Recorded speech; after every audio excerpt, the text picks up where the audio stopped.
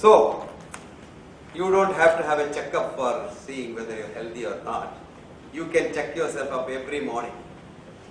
Only two questions you ask. Do I want to go to work today? Do I want to help somebody today? Do you know why you should help somebody? Because the scriptures have written that. Zukat, Islam says Zukat, help somebody. Jesus says, it's not for thee alone, pass it on. Pass it on. Charity is the essence of Christianity. And the Ishopanishad says, Tena, Tektena, Gunjita, rejoice in giving.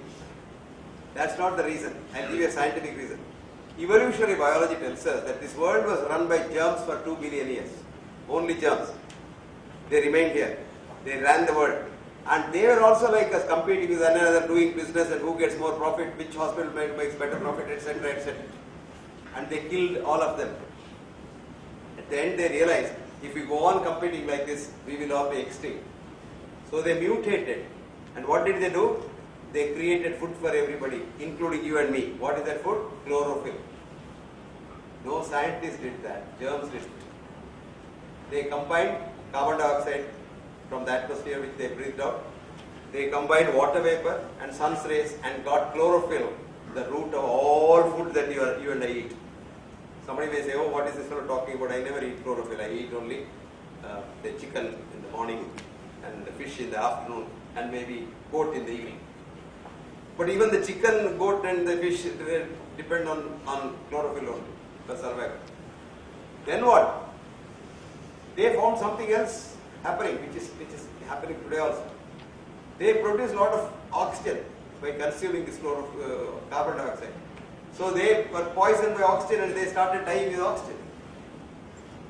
You ask Dr. Grant, when we were young, anybody who gets a heart attack immediately gets oxygen. In the cinema also you see a heart attack means oxygen. We have killed millions by giving oxygen and heart attack. Today nobody gives oxygen unless you really have real hypoxemia. Oxygen is not good because oxygen provokes another heart attack or prevents remodeling. So you got hypoxia at that time. And that's why these germs learned a very big lesson that they should not survive in too much oxygen. Then they said, we must do something for others to survive. You know what they did? They donated a DNA, and made the first nucleated cell. 2 billion years later. And that nucleated cell is you and me. That's called the zygote. That you were on the first day in your mother's womb. From there you have become now 70 kilograms, 60 kilograms. That day you know how heavy you are? 0.1201 gram. That speck of protein that day knew about all this universe, posteriori and priori. That is called universal consciousness. A cell biologist who was studying this got so enamored. He was an atheist, he didn't believe in God. Then suddenly he saw the cell coming to life. He said, my God. He didn't get out of the room for 3 days. He didn't eat, he didn't piss, he didn't shit. He was looking at the cell growing. His name is Bruce Lipton. He wrote a book for you. Please read it. It's called Biology of Belief. Biology of Belief. Bruce, D-R-U-C. Lipton is T, Lipton, L-I-P-T word. Fascinating book. Now what does it show? That we are here because of someone else's kindness. So what's your job? Be kind to others. That is why Paropakarartham idam sharir. An organization can work only when each one of us helps another person. If anybody in Bajaj Auto says, I run the Bajaj Auto, I am the CEO, I am the AFO, BBABCDO. Organization is sick, I starts illness. When everybody in Bajaj Auto from Rahul Bajaj ji to the peon say, we run the Bajaj Auto, we starts wellness. Bajaj Auto will be robust, good health. Did you understand that? Forget the word I. I is a very bad word. I is a very bad word. Ego, pride. And that's why, no. We means we are all connected because we have come from the same consciousness. We are all fluid. You all look very solid, right? You look 70 kilos and very solid. There's nothing solid about you. You are all fluid. And the same leptin leptococcus in you and me are relatives, very close relatives. My body cells, I have a 120 about. Are they cousins of Ravi's body cells? How can I hate Ravi? The minute I hate Ravi and try to harm him, my cells get confused. Hey, what is this ass doing? What has gone wrong? He is hating somebody I love. And then after you keep on doing that, which people do, carry hatred. Hatred is a very heavy burden to carry. The cells get confused and start hating your own cells. That is called autoimmune disease. Your cells hating your own cells and killing your own cells. Now, why so many systems of medicine? Why have this caste system? We can put it together as a healing system. Modern medicine has something very interesting. Somebody gets a heart attack. If I get a heart attack, now God forbid, I have to go to Dr. Grant. Then whatever Dr. Grant does, I have to accept, because a patient's philosophy is listen to your doctor, right? So for an emergency quick fix, we need modern medicine, Western modern medicine. But what is the population? 2% of the sick population is emergency. So classify diseases on emergency basis, 2%. The minor illness syndrome basis, 50%. What are minor illness syndrome? See. Coughing. 4 things. Sore throat, common cold, feverish cold, flu-like illness. You know how many people suffer from that? Yesterday I was keeping account, because 4 or 6 hours I was in the airport.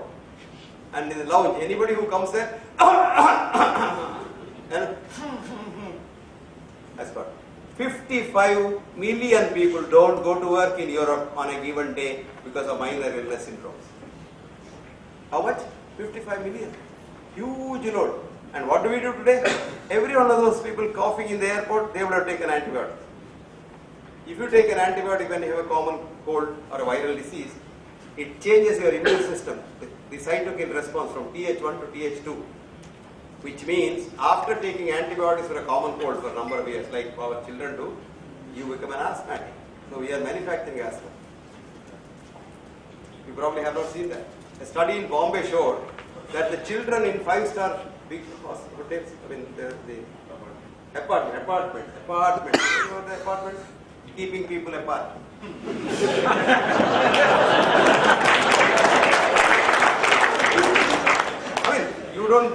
They don't know who their neighbor is. Even if a neighbor dies, only when the smell comes after a week, you know that the neighbor is dead. And these apartments, vis-a-vis children on the street, those children have called, the thing is coming out here, pus is coming out, and the child is going around playing the same thing. 10 times more asthma in the high-rise buildings compared to those children. 10 times more asthma. Okay, asthma is alright, you can say treat. You get Th2 will produce vasospasm. So you get a heart attack, much more heart attack. Common cold and antibiotic is one of the causes of heart attack, but we don't think about it. Very interesting. But we do that. Instead of that, you say minor illness syndrome. What is the treatment? Best treatment is homeopathy. There are 3 studies on 2 drugs in homeopathy. Arum triphylatum and Sambucus nigrate. Fantastic results. 2 days you are all right. But the latest research from Colindale, where it's a cold research center, common cold research center, started in 1948, closed in 1998 after 50 years, saying that we have not made any progress in common cold research. Spent 500 million pounds, and we are converting this into AIDS research center. And the last paper said, if any one of you get cold next winter, go to an Indian restaurant and eat Indian curries. Because the research showed ginger, garlic and pepper in combination are the most powerful antiviral drugs man has ever known. Who does the study? In Harvard. My granny did that study. When I was a child, I used to get pepper. That's what we drank. I'll tell you something very interesting. How modernity comes. Our people think modern medicine must come from America. No. Modernity in English simply means you improve your antiquity to modernity. Indian modernity. Garlic. There are 45 studies. We said garlic is useless. What did they do? Garlic pearls. What is garlic pearl? Garlic without SH group. Because nobody likes that smell. Especially girls don't like this. Without SH group, it's not garlic. And garlic to be garlic and to be medicine must be eaten raw in the mouth. When you mix it, the garlic gets mixed with the trypsin in your saliva. And the alanine in garlic becomes allicin, which is a medicine. A very powerful medicine. Much more powerful than your aspirin, tucramycin, your ticlopidine, and what have you. There's a very famous cardiac surgeon in New Zealand called Sir Brian Barrett Boyce. He had a large chunk of Asian patients in those days. He used to tell me, Professor Hegde, I don't give the blood thinners for my patients after valve replacement because they eat so much of garlic and onion, their blood is always thin. He was right. And mind you, those days, I'm talking of the 60s, we used to have cloth covered valves. If you don't give your warfarin, etc., the patient will die. But he never gave warfarin to Indian patients. The CAD audit now showed that if you lower your A1C level, just hemoglobin level, less than 6, you die very fast.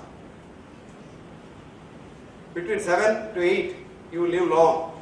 Beyond 8 also, you may die a little early. So you must have higher sugar than what the doctor wants you to have. You are safer. And Dr. Grant will tell you after a heart attack, if you lower your sugar terribly, you will probably die faster. The heart likes little sugar, it enjoys the sugar. But sugar as such is bad in the long run. But in the short run, hypoglycemia kills more people than hyperglycemia. Similarly, 17 studies on high blood pressure treatment over the years showed that those who took tightly drugs, they met their maker a little faster than others.